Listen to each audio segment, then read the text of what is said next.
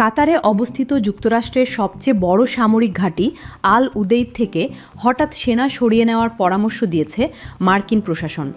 বুধবার সন্ধ্যায় ঘাঁটিতে থাকা মার্কিন সেনাদের নিরাপদ স্থানে সরে যেতে বলা হয়েছে বলে জানিয়েছে কূটনৈতিক সূত্র। তবে এটি পুরোপুরি সেনা প্রত্যাহার নয়।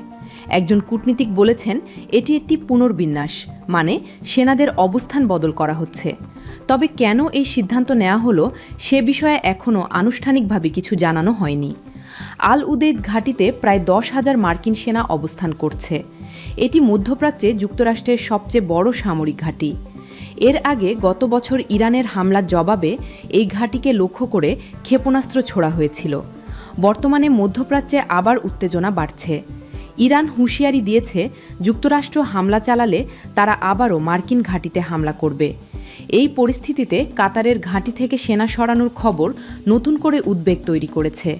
বিশেষজ্ঞদের মতে মধ্যপ্রাচ্যে বড় কোনো সংঘাতের আশঙ্কা তৈরি হচ্ছে। সবশেষ খবর পেতে আমাদের চ্যানেলের সঙ্গে থাকুন। ধন্যবাদ।